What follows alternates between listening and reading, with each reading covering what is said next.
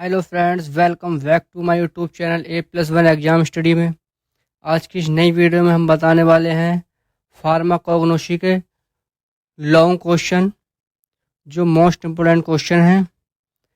आज का हमारा पहला क्वेश्चन है, फार्माकोग्नोसी के संक्षिप्त इतिहास का वर्णन कीजिए। क्वेश्चन बार बार आता है, इस क्वेश्चन को ध्यान से देखें।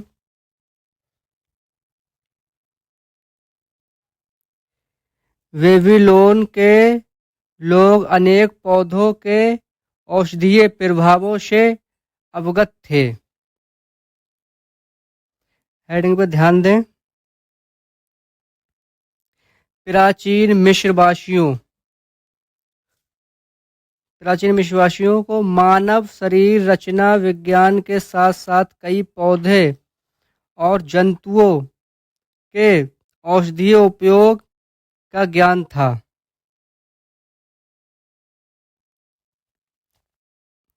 3 नंबर देखते हैं। पैपिरस एबर्स 1550 ईसा पूर्व 16वीं शताब्दी और एक मम्मी की कब्र में खोजी गई, जिसमें 800 से अधिक सूत्र और 700 विभिन्न दवाएं हैं। दोस्तों, चैनल को सब्सक्राइब कर दो प्लीज़। दोस्तों, चैनल को सब्सक्राइब कर दो। दोस्तों, अब लास्ट पेपर बचा है, इस पेपर की तैयारी अच्छे से करें और अपने भाई को चैनल को सपोर्ट करें। चैनल को सब्सक्राइब कर दो प्लीज़। दोस्तों, चैनल को सब्सक्राइब कर दो।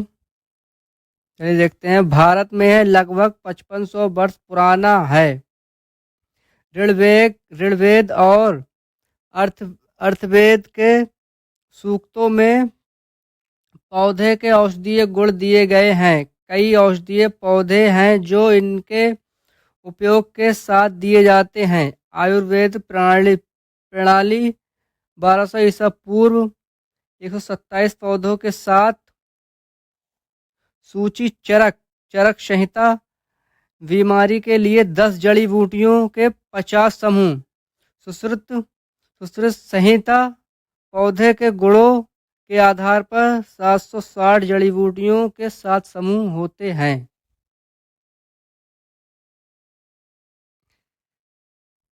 दोस्तों, इस क्वेश्चन को ध्यान से देखें। अगली हेडिंग हमारी हिप्पोक्रेट्स 460 से 370 ईसा पूर्व को चिकित्सा के जनक के रूप में जाना जाता है, जो इनके कई ग्रंथों में शरीर रचना विज्ञान और कार्यकी से संबंधित है। अगले हैं अरस्तु 382 ईसा पूर्व महादार्शनिक ने जंतु जगत के बारे में बहुत कुछ लिखा और इनके लेखक को सभी अंधविश्वासियों से मुक्त वैज्ञानिक आधार पर रखा गया। अगले हैं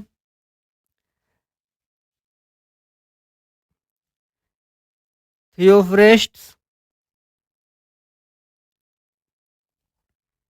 370 से 287 ईसा पूर्व में पौधों के बारे में लिखा और पौधे के औषधीय उपयोग का वर्णन किया।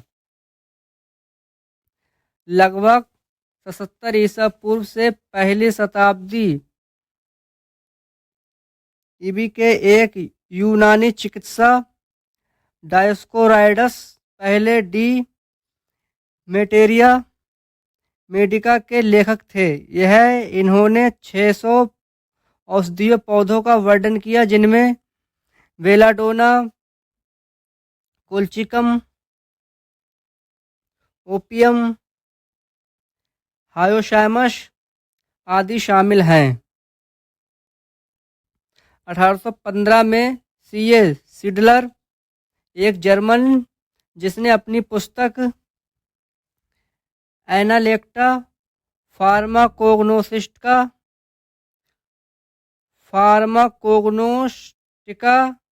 में फार्माकोग्नोसिस शब्द का प्रयोग किया था, को फार्माकोग्नोसी का जनक कहा जाता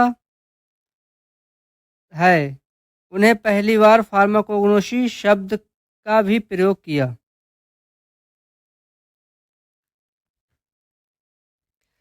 इसमें है कैरोलस लिनियस 1707 से 1778 में पौधों का वर्गीकरण किया और पौधे के नामकरण पद्धति को द्विपदी के रूप में जाना जाता है।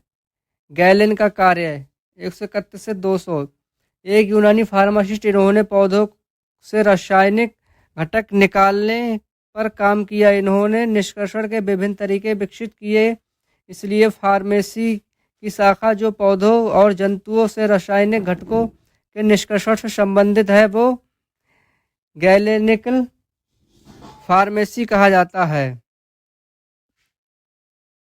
पादप वर्गीकरण मेथ और हुकर 13/1865 के पौधे 15 नेपाल के राणा प्रधानमंत्री द्वारा 278 औषधीय पौधों को हर्बल फार्माकोपिया चंद्र निघंटू की शुरुआत की गई थी। चलिए अगला क्वेश्चन देखते हैं। अगला क्वेश्चन है फार्माकोग्नोसी के कार्य क्षेत्र की चर्चा कीजिए।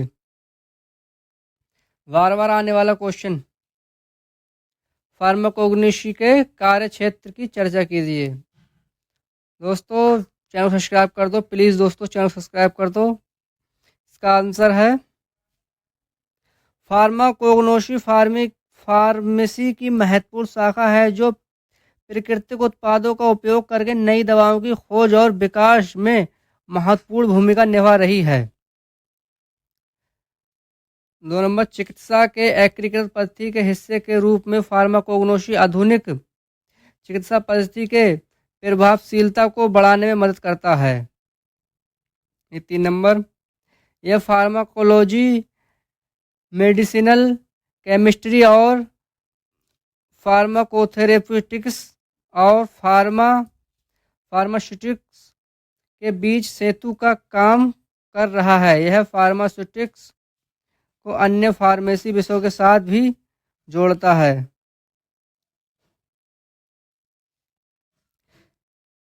इसमें विषाक्तता, साइड इफेक्ट, ड्रग इंजेक्शन सहित हर्बल दवाओं के सुरक्षा उपयोग के बारे में ज्ञान शामिल है।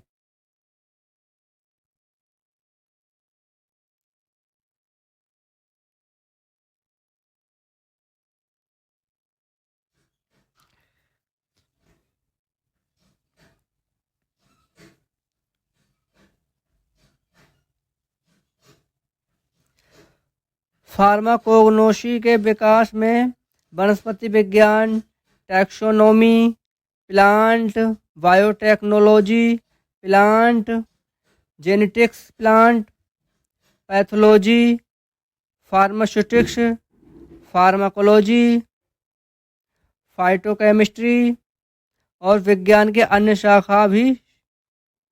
शाखाओं का भी विकास होता है।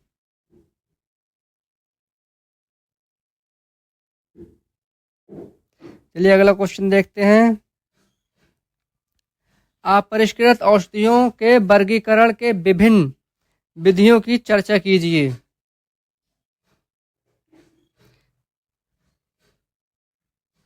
क्वेश्चन है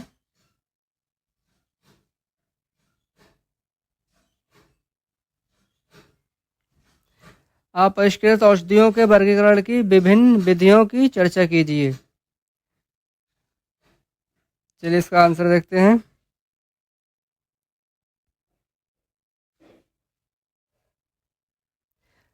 अपरिष्कृत औषधियों के वर्गीकरण की विधि,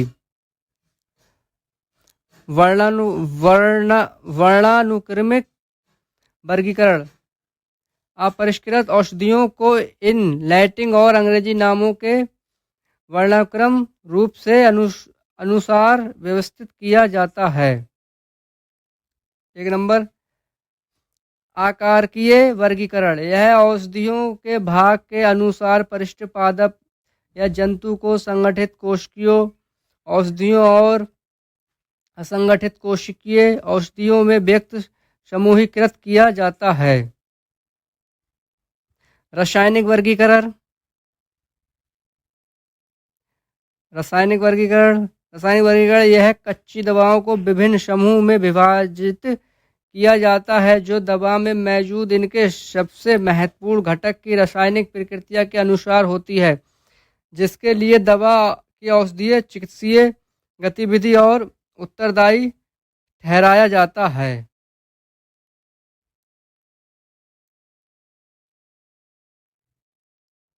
अगली हेडिंग है टैक्सोनॉमिकल वर्गीकरण। टैक्सोनॉमिकल वर्गीकरण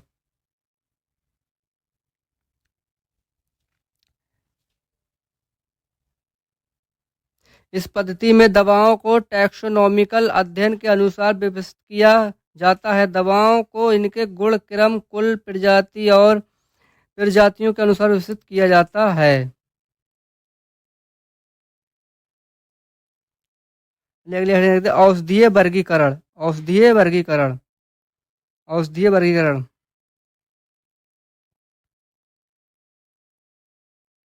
औषधीय वर्गीकरण यह एक अपरिष्कृत दवाओं को इनके मुख्य सक्रिय संगठक, सबसे महत्वपूर्ण या चिकित्सीय उपयोगों की औषधीय चिकित्सीय क्रिया के अनुसार समूहीकृत किया जाता है। चलिए एडिंग 6 कीमोटैक्सोनॉमिकल वर्गीकरण। वर्गीकरण की इस पद्धति में वर्गीकरण स्थिति और रासायनिक घटकों को समान महत्व दिया जाता है। कुछ प्रकार के रासायनिक घटक होते हैं जो पौधों के कुछ वर्गों के लक्षण होते हैं। चलिए अगला क्वेश्चन देखते हैं।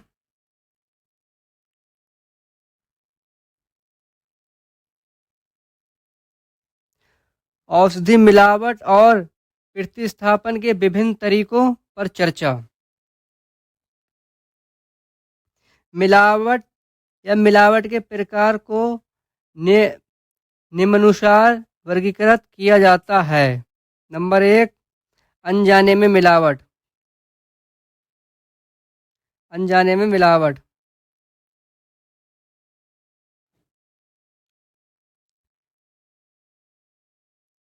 भ्रमित नाम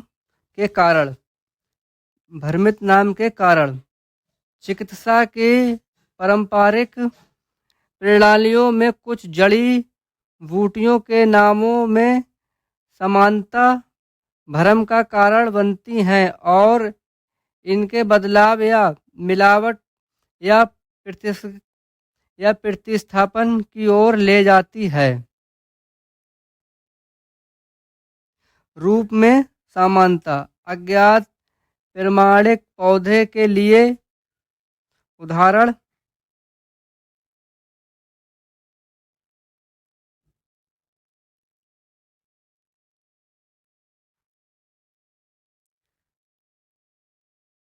म्यूकिना पर्यूरेंटस है जो पैपिलियोनेसी बीजों के समान रूपात्मक रूप में समान है, अक्सर मिलावटी होती है। लोकप्रिय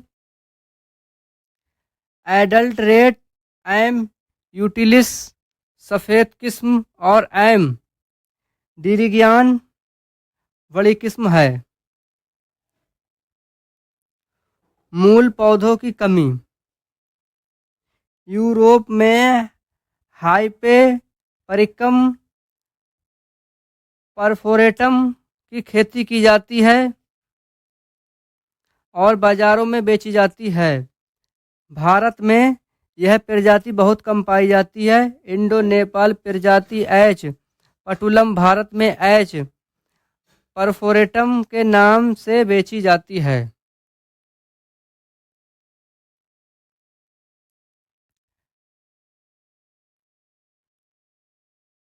रंग में समानता यह स्पष्ट है कि दवा सामग्री अन्य पौधे की प्रजातियों के साथ अदला बदली या प्रतिस्थापित हो जाती है। एक उदाहरण रतनजोत है। कुछ आपूर्तिकर्ताओं और गैर टाइमर फॉरेस्ट प्रोडक्ट एंटी ठेकेदार ने खुलासा किया कि पहले वेंटिलागो मद्रास पटना की जड़ें पश्चिमी घाट के एकत्र की जाती थी क्योंकि यह रतनजोत का एकमात्र स्रोत था। और कैसे मिलाई जाती है? लापरवाही में किया गया संग्रह लापरवाही में किया गया संग्रह।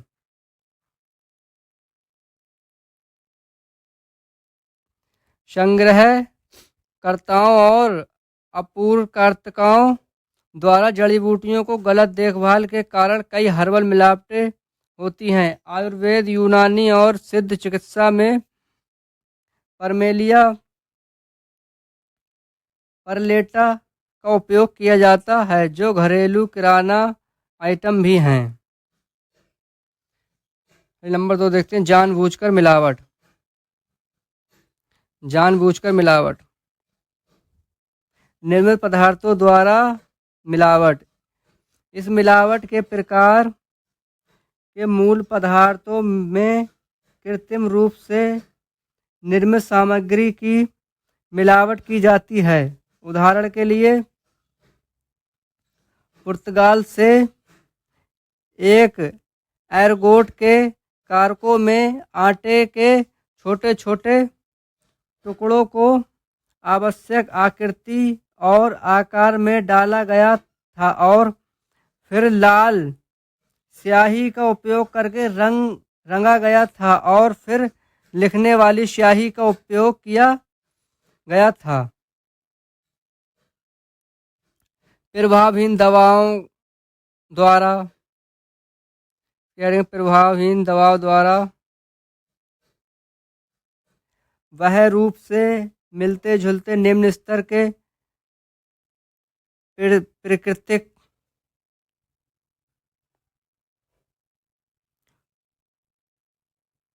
मूल पौधों के वनस्पति भाग का प्रयोग द्वारा मिलावट। विषाक्त पदार्थों का मिश्रण। मूल पौधों के वनस्पतिक भाग के प्रयोग द्वारा मिलावट। इस मिलावट के प्रकार में एक ही पौधे के वनस्पति भाग दवा के साथ अधिक मात्रा में लगाए जाते हैं। उदाहरण के लिए, छालों पर उगने वाले काई,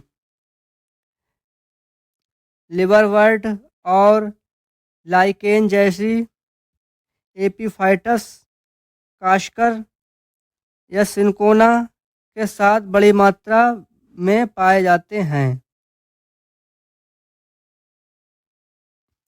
चलिए अगला क्वेश्चन देखते हैं फटाफट। Important question. दोस्तों, इस वीडियो में सारे क्वेश्चन इम्पोर्टेंट हैं, प्लीज़ वीडियो को पूरा देखें, ध्यान से देखें। यही क्वेश्चन आने वाले हैं वीडियो आपके एग्जाम में। चलिए अगला क्वेश्चन है, अपरिष्कृत औषधि के मूल्यांकन के लिए किन मापदंडों पर विचार किया जाता है? चलिए देखते हैं उत्तर। एक दवा का मूल्यांकन इसकी पहचान करने, इसकी गुणवत्ता और शुद्धता निर्धारित करने और मिलावट के प्रकार का पता लगाने के लिए किया जाता है। निम्नलिखित 6 विधियों द्वारा एक दवा का मूल्यांकन किया जा सकता है। नंबर 1, सूक्ष्मदर्शी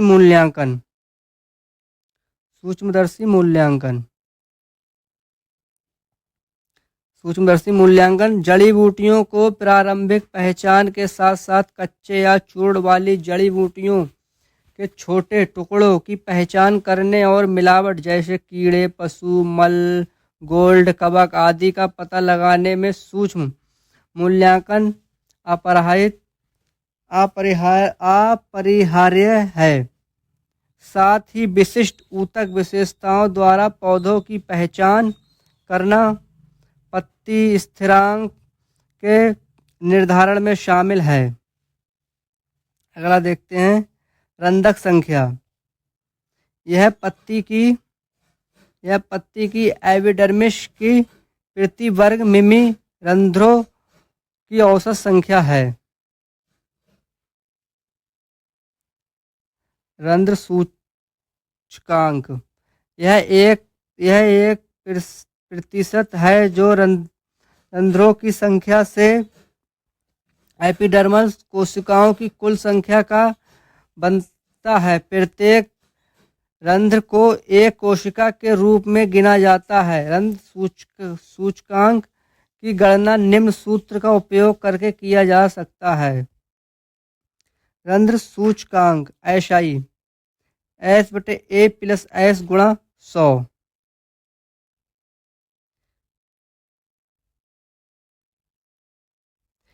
वेन आइलेट नंबर इसे माध्यिका और सर्जिकल के बीच की पत्ती की सतह के प्रति वर्ग मिमी में वेग में वेन आइलेट की संख्या के रूप में परिभाषित किया गया।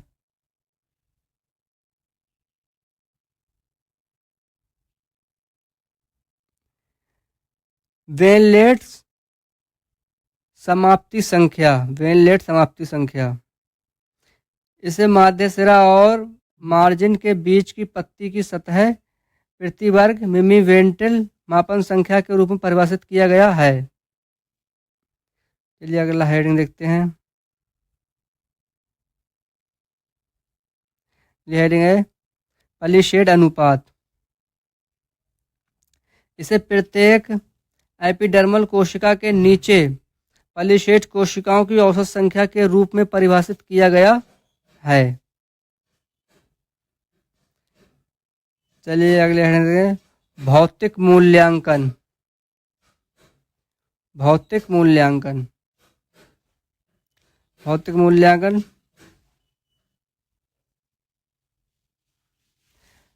दवा की भौतिक मूल्यांकन में शामिल है। नंबर 1 नाममात्रा। दवा की यह सामग्री कच्ची दवाओं के अपघटन के लिए उत्तरदायी होगी। यह या तो रासायनिक परिवर्तन या सूक्ष्म जैविक वृद्धि होगी। तो एक दवा की नमी सामग्री निर्धारित के नियंत्रित की जानी चाहिए।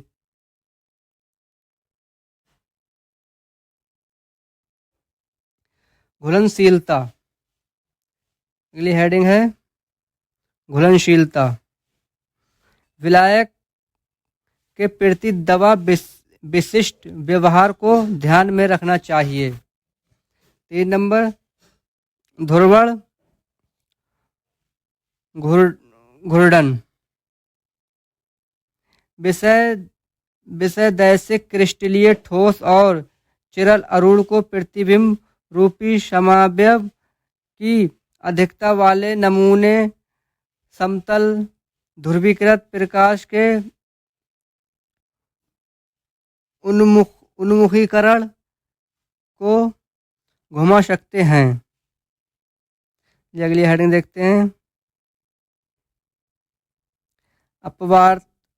अपवर्तक सूचकांक। यह प्रकाश किरण के माध्यम से दूसरे माध्यम में जाने पर मुड़ने का माप है। इसे किसी रिक्त स्थान के प्रकाश किरण वेग अनुपात के रूप में भी परिभाषित किया जाता है। गति N = c/v। अगली हेडिंग है 5 विशिष्ट गुरुत्व।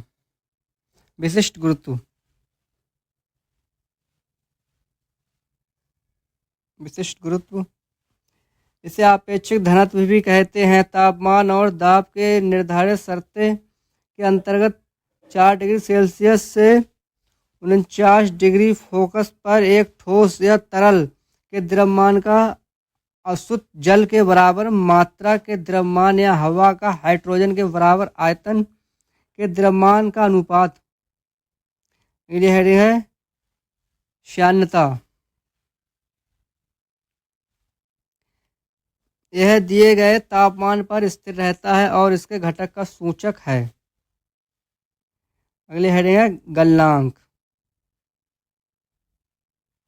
गलनांक पौधे के घटकों में बहुत तेज और निरंतर गलनांक होती है। जहाँ तक अपरिष्कृत औषधि की बात है तो मिले जुले रसायन की वजह से गलनांक रेंज तय की गई है। चलिए अब देखते हैं रासायनिक मूल्यांकन। रासायनिक मूल्यांकन रासायनिक मूल्यांकन में गुणात्मक रासायनिक परीक्षण, मात्रात्मक रासायनिक परीक्षण, रासायनिक परख और सहायक विश्लेषण शामिल हैं। सक्रिय घटकों के अलावा शुद्धिकरण और पहचान मूल्यांकन रासायनिक विधि है। गुणात्मक रासायनिक परीक्षणों में एल्केलाइड्स, ग्लाइकोसाइड्स, टैनिन आदि जैसे विभिन्न पादपों के लिए पहचान परीक्षण शामिल है।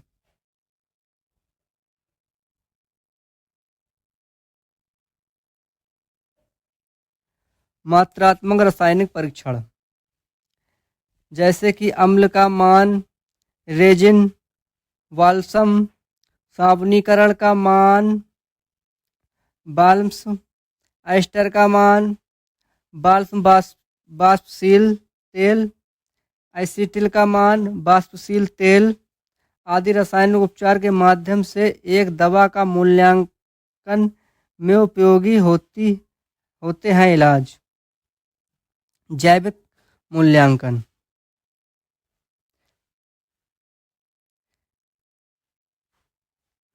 5 ऑर्गेनोलेप्टिक इंद्रियग्राही मूल्यांकन। इसका अर्थ है इंद्रियों के अंगों का उपयोग करके दवाओं का अध्ययन करना। यह रंग, गंध, स्वाद, आकार, आकृति और विशेष विशेषताओं जैसे स्पर्श, बनावट आदि जैसे विश्लेषण विधि को संदर्भित करता है। उदाहरण के लिए मैंगोस्टीन फल, बेल के फलों का विकल्प और गहरे रंग के छिलके और पच्चर के आकार के विकिरण से पहचाना जाता है। बहुत छोटे होते हैं और आसानी से पहचाने जाते हैं। चलिए अगला क्वेश्चन देखते हैं। मोस्ट इम्पोर्टेंट क्वेश्चन है ये। दोस्तों वीडियो को लाइक कर दें, प्लीज़ वीडियो को लाइक कर दो, चैनल को सब्सक्राइब कर दो। अगला क्वेश्चन है ग्लाइकोसाइड क्या है? ग्लाइकोसाइड का वर्गीकरण और उपयोग दीजिए। इसका आंसर है ग्लाइकोसाइड को इन यौगिकों के रूप में भी परिभाषित किया जा सकता है जिनमें ग्लाइकोसिडिक लिंजेक के माध्यम से एक या एक से अधिक शर्करा को अशर्करा अणुओं के साथ जोड़ा जाता है। वर्गीकरण ग्लाइकोसाइड को ग्लाइकोसाइडिक लिंकेज के प्रकार और एग्लिकोन द्वारा वर्गीकृत किया जा सकता है। नंबर 1 ग्लाइकोन के आधार पर।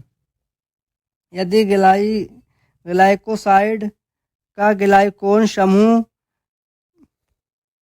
ग्लूकोज है तो अणु ग्लूकोसाइड है। यदि यह फ्रक्टोज है तो अणु फ्रक्टोसाइड है। यदि यह ग्लूकुरोनिल अम्ल है तो यह अणु ग्लूकुरोनाइड इत्यादि है।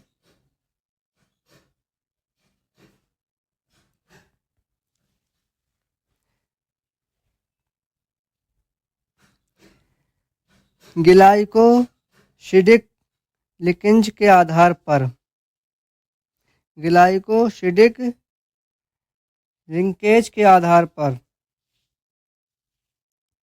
ओ ग्लाइकोसाइड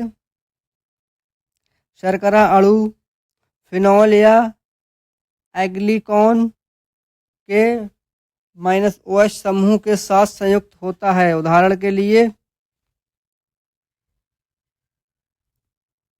एमिड, एलाइन, इंडेसिन, arbutin, salicin, cardiac glycoside, anthraquinone glycoside जैसे साइनोसाइड आदि। चलिए अगली हेडिंग देखते हैं।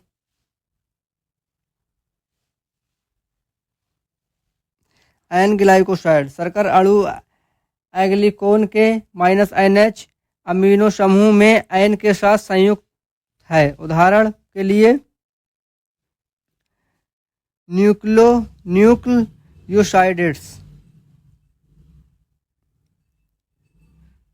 न्यूक्लियोसाइड्स।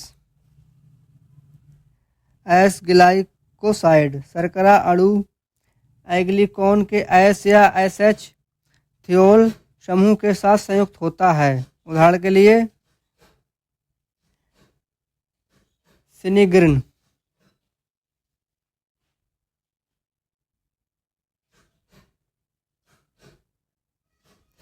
3 नंबर एग्लाइकोन के आधार पर